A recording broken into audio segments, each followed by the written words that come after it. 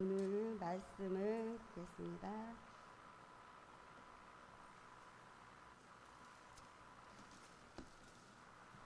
요한복음 2장입니다. 요한복음 2장 1절에서 11절 말씀입니다. 제가 한 절 읽고 여러분이 한 절 읽으시고 함께 교독하겠습니다. 요한복음 1장 하겠습니다. 사흘째 되던 날 갈릴리 가나에 혼례가 있어 예수의 어머니도 거기 계시고 포도주가 떨어진지라 예수의 어머니가 예수에게 이르되 저들에게 포도주가 없다 하니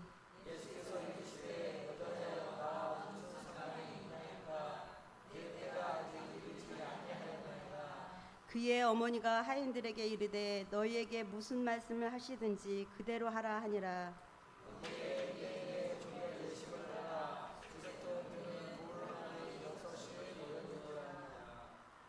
거기에 예수께서 그들에게 이르시되 항아리에 물을 채우라 하신즉 아귀까지 채우니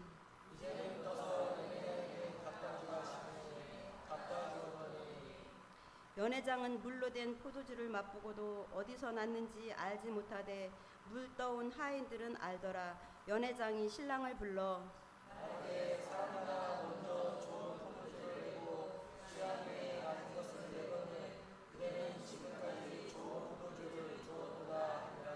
함께 하겠습니다. 예수께서 이 첫 표적을 갈릴리 가나에서 행하여 그의 영광을 나타내심에 제자들이 그를 믿으니라. 아멘. 오늘은 가나 혼인잔치의 표적이라는 제목으로 말씀 나누실 때 귀한 은혜 받으시기 바랍니다. 기도하겠습니다. 하나님, 이 시간 말씀을 들고 하나님 앞에 나아갑니다. 오로지 말씀을 통하여 그리스도만 드러나게 하시고 그리스도만 나타나게 하여 주시옵소서. 이 시간 말씀을 들을 때 성령 하나님 지혜를 더하여 주셔서 이 말씀을 잘 깨달아 알게 하시고 단지 머리로만 아는 것이 아니라 삶의 결단으로 이어질 수 있도록 주님 함께하여 주시옵소서. 예수 그리스도 이름으로 기도드립니다. 아멘. 이제 오후 시간에는 요한복음에 나타난 예수님의 7가지 표적을 저희가 집중적으로 좀 살펴볼 텐데요. 오늘은 그 첫 번째 표적이었던 가나에서 갈릴리 가나에서 일어났던 혼인잔치에서 일어났던 그 표적에 대해서 한번 살펴보겠습니다. 제가 지난주에 말씀을 드렸어요. 우리가 요한복음을 계속 읽을 때 한 가지 질문을 염두를 해두어야 된다고 말씀을 드렸죠. 혹시 기억나시나요? 어떤 질문이었죠? 예수님은 누구신가? 예, 맞아요. 계속 우리가 읽을 때마다 예수님은 누구신가요? 오늘도 우리가 2장 1절에서 11절까지 가나 혼인잔치 쭉 읽었잖아요. 여기서도 우리는 이 질문을 던져야 되는 거예요. 예수님은 누구신가? 예수님은 누구시기 때문에 누구시기에 이런 표적도 행할 수 있는가? 예수님은 누구시기에 이런 것들을 행하셨는가? 이것을 통하여서 과연 하나님은 예수 그리스도가 누구라는 걸 우리에게 알려주고 싶으신가? 여기에 대한 대답을 우리가 얻어야 되는 거죠. 그래서 제가 계속 그 요한이 강조하는 부분이 있다고 말씀을 드렸잖아요. 예수님의 인성도 분명히 강조는 하는데 요한은 신성에 대해서 상당히 좀 치중되어져 있다고 말씀을 드렸어요. 왜냐하면 예수님이 인간이기시만 하시면 중보자가 되실 수 없기 때문에 그래요. 중보자는 반드시 하나님이면서 인간이셔야 되는 그 아주 독특한 그 방식으로 존재하셔야지만 중보자가 되시는 거거든요. 그렇기 때문에 요한과 많은 이 사도들이 예수님의 신성과 인성을 강조하는데 무단히 애를 썼다라고 하는 거예요. 그 중에 특히 요한복음은 예수님의 신성, 그는 나사렛에서 태어난 요셉의 아들이 아니라 이 아들이면서 동시에 하늘에 계신 하나님의 아들이시다, 이걸 강조합니다. 자, 그러면서 우리에게 뭘 얘기하냐면 너희가 이 예수 그리스도의 신성과 인성을 가진 그분을 너희의 중보자로 믿느냐, 이걸 묻는 거죠. 그리고 그걸 믿는다라고 고백하는 사람에게 믿음의 결과인 영생을 선물로 하나님이 주시겠다. 이게 요한복음의 전체 주제고요. 성경 전체에 나와 있는 주제입니다. 우리가 믿는다라고 했을 때 그 믿는다라고 하는 건 다른 게 아니라 예수 그리스도가 하나님이시요 예수 그리스도가 인간이심을 믿는 거예요. 그걸 믿는 사람에게 하나님이 영생이라고 하는 놀라운 은혜를 주신다라고 하는 것. 여러분, 그게 복음의 핵심이고 진수인 줄 믿습니다. 자, 오늘도 이제 여러분 머릿속에서 예수님이 누구신가라고 하는 그 질문을 지우시면 안 됩니다. 계속 그 질문을 떠올리시면서 오늘의 말씀을 한번 살펴볼 텐데요. 우리 한번 2장 1절 말씀을 함께 읽겠습니다. 시작. 사흘째 되던 날 갈릴리 가나에 혼례가 있어 예수의 어머니도 거기 계시고, 자, 가나라고 하는 지역에서 자, 결혼식이 있었다고 이야기를 하고 있어요. 근데 그 가나가 어느 지역에 있었냐면 갈릴리라고 하는 지역에 있었다. 솔직히 그 이스라엘에 가나라고 하는 지역이 많습니다. 그래서 지금도 역사학자들이 여기 가나가 어디쯤이 있는지 지역을 확정짓지를 못해요. 하지만 갈릴리 근처에 있는 가나라고 하는 그냥 그 힌트만으로 우리가 이 말씀을 볼 건데, 솔직히 지역이 어디에 있는지는 중요하지 않아요. 그렇죠?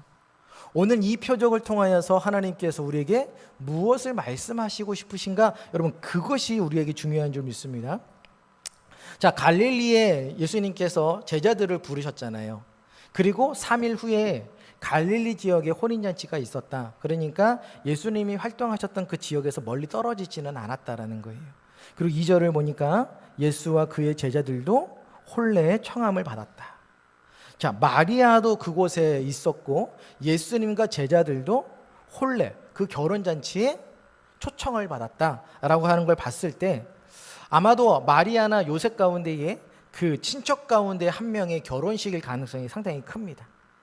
아무튼 누구의 결혼식일지 모르겠지만 초청을 받아서 예수님과 제자들 그리고 마리아까지 그 결혼식에 갔어요. 제가 지난주에도 말씀을 드렸지만 우리가 가나 혼인잔치 하면 여러분들 뭐가 기억나시나요? 포도주, 그렇죠? 맨날 저도 어렸을 때 물이 변하여 포도주 됐네 이것만 맨날 해서 가나 혼인잔치 하면 그냥 포도주가밖에 생각이 안 나요. 그래서 머릿속에 무슨 생각 들었냐면 도대체 얼마나 맛있길래 포도주가 얼마나 맛있길래 이 사람들이 난리가 났나, 그냥 이 생각만 했던 기억이 있어요. 근데 오늘 성경이 우리에게 말하고 싶은 게 포도주가 맛있다였을까요? 그건 아니겠죠. 근데 우리는 자꾸만 그 사변적인 것들에 자꾸만 관심을 둬요. 포도주가 맛있었을까? 포도주가 얼마나 맛있었을까? 막 이런 정말 사변적인 것에 마음을 둔단 말이에요. 근데 오늘 성경은 하나님은 그것에 관심이 있지 않고요. 정말 이 가나 혼인잔치를 통하여서 우리에게 주시는 핵심적인 것. 여러분, 제가 말씀을 드리는 건 이건 1차적으로 알자라는 거예요. 이거 중요하기 때문에 이걸 먼저 알자라는 거예요. 지금까지 여러분 많은 설교들 들어보셨을 거예요. 뭐 물과 포도주는 전혀 다른 거예요. 그래서 완전한 새로운 존재에 대한 변화, 이런 설교도 들으셨을 거고, 그 다음에 여러분 그 하인들한테 물 가져다가 떠다 주어라 이렇게 명령하시잖아요. 여러분 같으시면 떠다 주실 수 있으세요? 여러분이 지금 길러 온 게 포도주가 아니라 물 길러 오셨단 말이에요. 그러면 이 물을 떠다 주실 수 있으세요? 손님들한테? 못 하잖아요. 나는 알고 있잖아요. 그런데 이 하인들이 어떻게 합니까? 떠다 주거든요. 이건 놀라운 믿음인 거예요. 아마 그래서 하인들에 대한 믿음에 대한 이야기들도 많이 들어보셨을 겁니다. 그게 여기 이 말씀에 없다라는 거 아닙니다. 맞습니다. 우리가 그 말씀, 이 가나 혼인잔치의 이야기를 통해서 이런 이야기 많이 이야기할 수 있고요. 이 말씀을 통해서 우리가 은혜도 받아야 됩니다. 근데 중요한 건 정말 이 가나 혼인잔치가 1차적으로 우리에게 말하고 싶은 게 과연 뭐냐라는 거예요. 제가 표적이 미라클은 아니라고 말씀을 드렸죠. 표적은 영어로 사인이라고 말씀드렸잖아요. 사인은 나타내는 상징이에요. 그러니까 예수님이 이 기적을 보여주시면서 하나의 사인을 보여주시는 거예요. 니네가 이 기적을 생각할 때마다 이거 생각하라고 이야기를 하시는 거거든요. 그럼 과연 이 생각, 하나님께서, 예수님께서 생각하라고 있는 이 사인이 무엇인가를 우리가 이제 살펴볼 겁니다. 자, 3절을 보니까 한번 읽겠습니다. 시작. 포도주가 떨어진지라 예수의 어머니가 예수에게 저들에게 포도주가 없다 하니. 자, 문제가 됐어요. 지금 포도주가 어떻게 됐습니까? 떨어졌어요. 여러분, 결혼식 때 음식이 떨어지는 건 솔직히 좀 실례예요. 그렇죠? 근데 여러분 생각해 보시면 결혼식 때 저도 그래요. 결혼식장 갔더니 몇 명 올 거냐요. 제가 어떻게 알아요? 몇 명 오는지. 몇 명 올 거를 예약을 하라는 거예요. 근데 예약을 하면 그 예약한 만큼 돈을 다 줘야 되거든요. 근데 계산을 안만 하는데 몇 명이 올 줄을 모르겠는 거예요. 많이 하자니 손해볼 것 같고 적게 하자니 이게 신뢰가 될 것 같고 그런 경험들 있으시지 않아요? 여러분 이게 결혼식을 우리가 매번 하는 게 아니잖아요. 여러분 자주 해야 그래도 손님이 몇 명 올 거를 계산을 하는데 처음 해보는 이 결혼식에 누가 올지 모른단 말이에요. 그러니 당연히 여러분 손님 그 신랑이 음식은 준비를 했는데 몇 명 올 줄을 몰라서 음식이 안 맞을 수 있어요. 그러니까 이게 뭐 큰 신랑이 뭐 엄청나게 큰 실수를 했다 그렇게 볼 수도 없는 거예요. 근데 하지만 뭐가 됐던 결혼식 잔치 가운데 음식이 떨어졌고 포도주가 떨어졌다라고 하는 건 온 손님들한테 그렇죠. 이건 결례인 거예요. 이건 분명히 뭔가 잘못된 거죠. 그러면 이 어머니가 아까 친척이라고 말씀을 드렸잖아요. 마리아가. 그러면 이 어머니 입장에서 지금 신랑이 지금 공경을 처하고 있는 거잖아요. 그럼 그 당사자가 뭐 나서서 뭘 해줄 수 없어요. 그렇잖아요. 뭔가 사건이 딱 터졌을 때 신랑 신부가 나서가지고 막 뭘 할 수는 없잖아요. 그럼 주변에 있는 사람들이 그거를 해결을 해줘야 된단 말이죠. 그러니 마리아도 순수한 입장으로서 그것을 해결하려고 지금 예수님한테 나가서 이야기를 하는 거예요. 오늘 말씀을 보니까 예수님께서 가나에서 일으켰던 이 표적이 몇 번째 표적이라고 되어 있습니까? 첫 번째 표적이에요.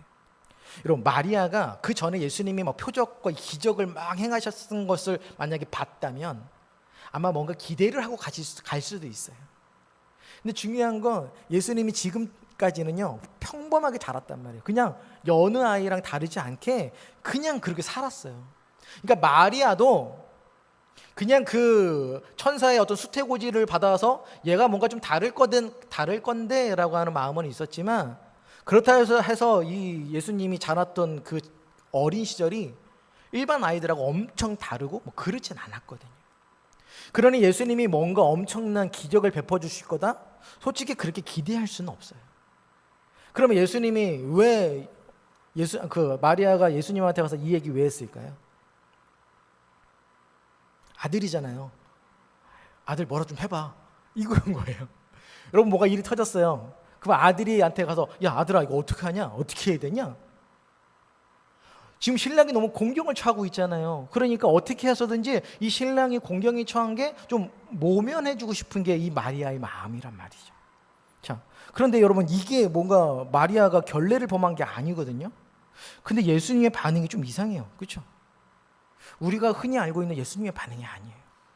우리 한번 4절 말씀을 읽겠습니다. 시작. 예수께서 이르시되 여자여 나와 무슨 상관이 있나이까 내 때가 아직 이르지 아니하였나이다. 엄마를 향해서 지금 뭐라고 그러고 있습니까? 여자요. 여러분 이게요 불손한 표현은 아니에요. 불손한 표현은 아닌데 그렇다고 자식이 엄마한테 할 수 있는 적절한 표현도 아니에요.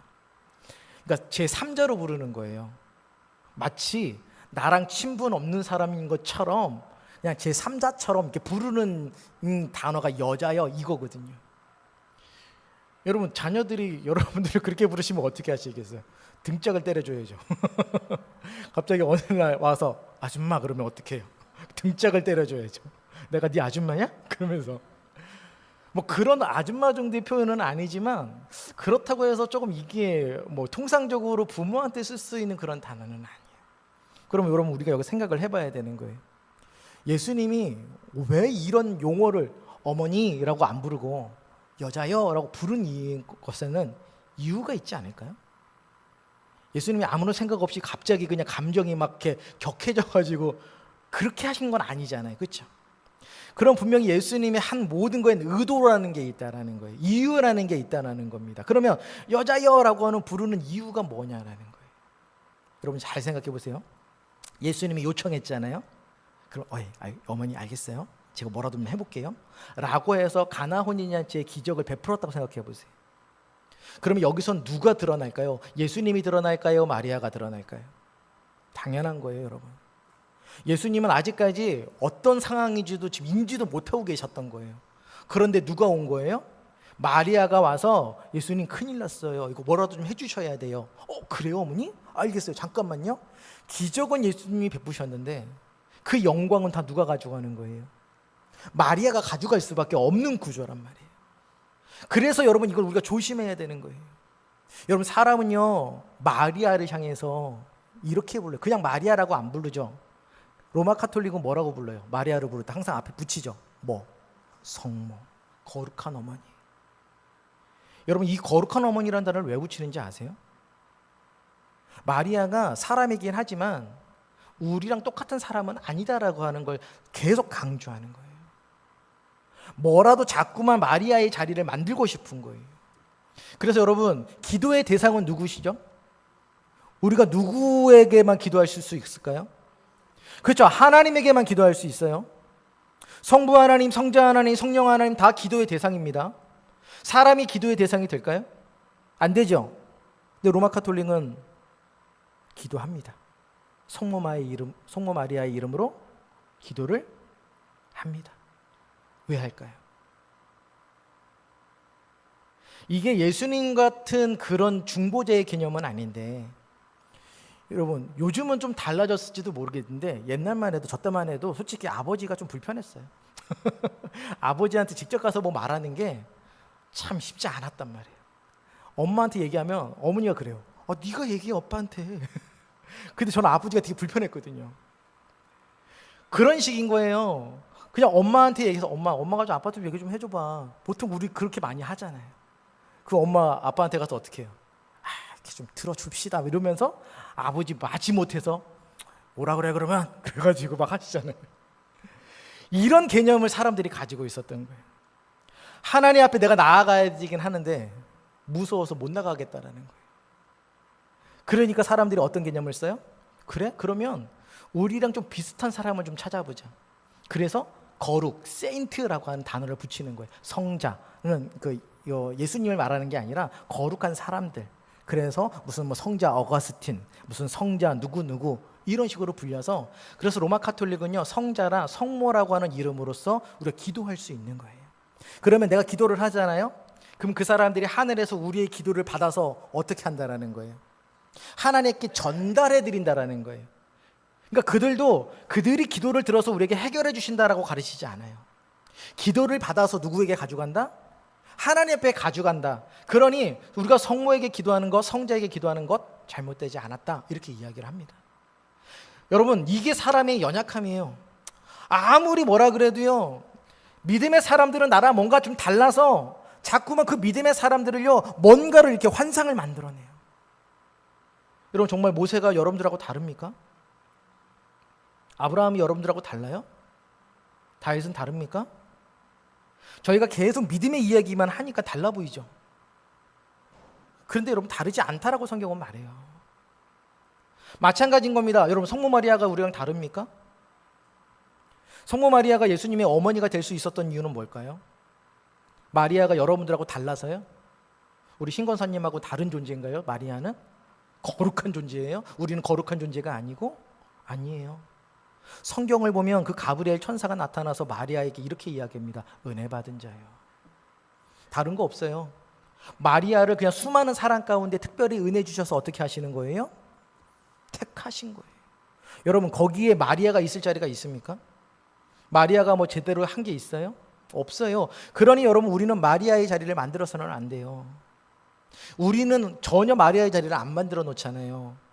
그런데 여러분 우리가 이 마리아의 자리를 여러분 안 만들어 놓지만 연약한 사람들은요 자꾸 이런 말씀들을 보면요 마리아의 자리를 자꾸 만들어 놓으려고 그래요. 그래서 예수님이 의도적으로 말씀하시는 거예요. 어머니가 아니라 여자요. 이 마리아가 행한 거에 지금 이 가납 혼인잔치에 마리아가 있는 자리는 없습니다. 이 얘기를 하는 거예요. 당신의 자리는 없습니다. 당신이 요청한 것 때문에 내가 기적을 베푸는 게 아닙니다라고 이야기를 하는 거예요. 여러분 이게 정말 중요한 겁니다. 하나님께서 우리의 기도를 들으시죠? 믿으십니까? 그렇죠? 여러분 우리가 이 믿음 없으면 기도할 이유가 없는 거예요. 오늘도 하나님은 우리의 기도를 들으시는 줄 믿습니다. 자 그러면 여러분 하나님께서 우리의 기도를 듣고 미처 생각하지 못하셨다가 우리의 기도를 듣고 그제서야 부랴부랴 일하시는 분이실까요? 절대 그런 분 아니세요. 이미 하나님은요 다 알고 계시고 행하실 계획들이 다 갖고 계세요. 그런데 우리로 하여금 부르짖게 하셔서 그 기도를 듣는 방식으로 일하신다라고 하는 거, 여러분 이거를 우리가 놓치시면 안 돼요. 이걸 놓치는 순간 뭐가 되는지 아세요? 우리의 기도는 하늘 보좌를 흔들 수 있습니다. 이런 이야기가 나오는 거예요. 여러분들의 기도가 정말 하늘 보좌를 흔들 수 있나요? 하늘 보좌 흔들면 어떻게 할 거예요? 하나님 어지러워가지고 계시겠어요? 여러분 우리가 막 땡깡 부리고 졸라대면 하나님께서 어쩔 수 없이 막 주시나요? 하나님은 그러신 분 아니세요. 하나님은 자신이 원하는 대로 자신의 뜻한 바로 주시는 거지, 자신은 뜻하지도 않았는데 우리가 쪼른다고 해서 주시는 분이 아니라는 거예요. 여러분 그게 바로 오늘 가나 혼인잔치의 표적의 이유입니다. 여러분 예수님께서 여자여 나랑 무슨 상관이 있습니까? 이 얘기는 거절이 아니에요. 예수님이 모르고 있었다도 아닙니다. 이 얘기는요, 어머니 저도 알고 있어요. 저도 지금 상황이 어떤지 알고 있습니다. 하지만 어머니가 지금 나도 지금 이것들을 행하여서 하나님의 그 기적들을 행할 건데 그 행하는 기적이 당신과는 상관없는 겁니다. 어머니 당신이 나한테 요청해서 내가 이 기적을 베푼 게 아닙니다. 이것은 하나님의 뜻에 따라서 이것을 베푸는 겁니다. 그 얘기를 하시는 거예요. 여러분 기적을 베푼다라고 하는 건요, 기적은 하나님만이 베푸실 수 있는 거예요. 하나님이 원하시는 그때에 하나님의 그때에 행하시는 게 기적인 줄 믿습니다. 오늘 가나페의 혼인잔치는요 그걸 이야기를 하고 있는 거예요. 많은 사람들이 이야기합니다. 가나 혼인잔치 이야기를 통해서 마리아의 요청에 의해서 아니라는 거예요. 예수님이 행하셨던 기적은 마리아의 요청에 의해서 하나님이 어쩔 수 없이 이것들을 베푸신 것이 아니다라고 말씀하시는 거예요. 그래서 오늘은요 이 이야기, 예수님은 누구신가에 대한 이야기를 질문을 계속 하라고 말씀을 드렸잖아요. 자, 그럼 우리 여기서 한 가지 대답을 하실 수 있어야 돼요. 하나님은 누구신가? 누구의 요청에 의해서 일하시는 분이 아니라 자신의 뜻을 따라서 일하시는 분. 자, 그분은 누구밖에 없어요? 하나님밖에 없는 거예요. 그래서 오늘 우리의 고백은요, 예수 그리스도는 하나님의 아들이시고 하나님의 아들은 누군가에 의해서가 아니라 자신의 온전한 뜻을 따라 일을 행하시는 분이시구나. 여러분 이 고백이 우리의 고백이 되어야 되는 줄 믿습니다. 여러분 우리가요 하나님보다 참 앞장설 때도 참 많아요. 우리가 마음이 급할 때가 있죠. 하나님 왜 침묵하십니까? 하나님 아니 지금 이렇게 사람들의 상태가 안 보이세요? 저 사람들을 좀 어떻게 하나님 좀 구원하셔야 되지 않겠습니까? 하나님 우리 교회를 보시면 지금 좀 역사하셔서 부흥시켜 주셔야 되지 않겠습니까? 하나님 바로 지금입니다. 일하십시오. 이렇게 이야기할 때가 참 많아요. 여러분 그러면 하나님은 우리보다 이런 어떤 것도 사태도 인지 못하시고 있는 그런 분이신가요? 하나님은 그러신 분 아니에요. 여러분 우리는요 언제나 하나님의 때를 기다릴 수 있는 그런 순종의 자세를 여러분 가져야 되는 줄 믿습니다. 여러분은 혼자 급해가지고 지금이야가 아니라 하나님 내가 주님보다 앞서지 않게 하여 주시옵소서. 그래서 제가 항상 기도하는 게 그거예요. 여러분 우리가 부흥의 때를 사모하셔야 되는 거 맞습니다. 우리가 계속해서 모여서 기도하셔야 돼요. 교회의 부흥을 위해서, 교회의 성장을 위해서 기도하셔야 됩니다. 그런데 하나님 지금 역사옵소서가 아니라 하나님 우리가 잘 준비돼서 하나님께서 부흥의 바람을 일으키시고 부흥의 파도를 일으키실 그때에 우리가 잘 준비해서 그 파도와 그 바람을 타고 일어나게 하여 주시옵소서. 여러분 우리의 기도가 그렇게 되어야 될 줄 믿습니다. 그러니까 여러분 우리가 가만히 있으면 안 돼요. 언제 파도가 일어날지 몰라요. 언제 바람이 일어날지 모른단 말이에요. 그럼 바람이 일어나면 그때 움직이면 늦지요. 그러니까 우리는 언제나 대기하고 계셔야 돼요. 바람이 일면 어떻게 하겠다? 날아가겠다. 파도가 일면 어떻게 하겠다? 그 파도에 몸을 맡겨서 내가 파도를 타겠다. 준비가 되어 있어야 돼요. 여러분 우리가 그 자세가 돼야 되는 거예요. 하나님 나 오늘도 준비합니다. 내가 말씀으로 나를 준비하고 내가 하나님 앞에 순종함으로 나를 준비합니다. 그러니 주님의 때에 주님의 일하시면 내가 그때 일어나겠습니다. 내가 순종하겠습니다. 여러분 우리는 그 자세로 정말로 기대하며 준비하며 살아가는 인생이 되어야 되는 줄 믿습니다. 여러분 이렇게 얘기했더니 마리아는요 뭐 기분 나빠하거나 그러지 않아요. 그리고 예수님의 의중을 알아차립니다. 그리고 하인들에게 이야기하죠. 우리 2장 5절 말씀이요. 시작. 그의 어머니가 하인들에게 이르되 너희에게 무슨 말씀을 하시든지 그대로 하라 하니라. 아까도 말씀을 드렸지만 마리아가 예수님의 뭐 그 이전에 어떤 행했던 기적을 본 적이 없어요. 하지만 기대감을 갖고 있는 거예요. 여러분 이 기대감 우리에게도 필요한 겁니다. 여러분 하나님께서 지금 우리 교회를 하나님이 어떻게 하실지 솔직히 아무도 몰라요. 하나님께서 우리 화평교회를 어떻게 역사하시고 어떻게 성장시키시고 어떻게 부흥하실지 솔직히 우리는 우리의 머릿속으로는 그려지지 않습니다. 하지만 여러분 어떻게 하셔야 돼요? 기대감을 갖고 계셔야 돼요. 하나님께서 어떤 모습을 통해서 우리 교회를 부흥시킬지 아무도 모릅니다. 우리는 우리의 생각을 갖고 있어요. 사람들이 여기저기서 막 몰려오고. 그런데 여러분 어른들이 몰려오는 것보다 어떻게 보면 하나님께서 먼저 어린아이들을 불러서 그 어린아이들을 통하여서 부흥케 하실 수도 있어요. 어떤 방식으로 하나님이 역사하실지 우리는 아무도 모릅니다. 하지만 우리 안에 뭘 놓치시면 안 돼요? 기대감을 놓치시면 안 되는 거예요. 제가 그때 말씀을 드렸잖아요. 기도했는데 6개월 뒤에 1년 뒤에 뭐가 기도의 열매가 팍 나타나면 어때요? 기도할 만 나죠.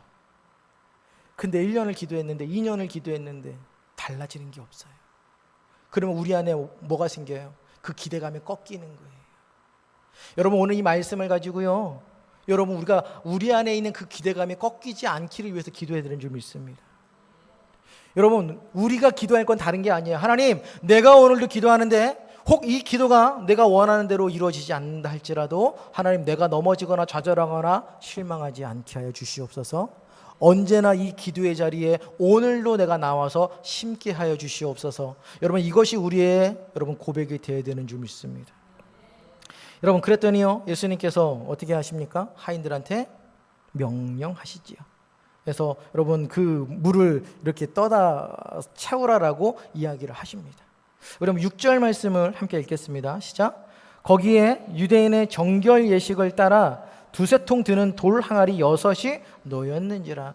여러분 여기가 참 중요합니다. 정결 예식을 따라. 여러분 정결 예식이 뭔가요? 손 닦는 거예요. 밥 먹기 전에 손 닦고 발 닦고 하는 게 정결 예식입니다. 여러분 이게 율법에 나와 있을까요? 안 나와 있을까요?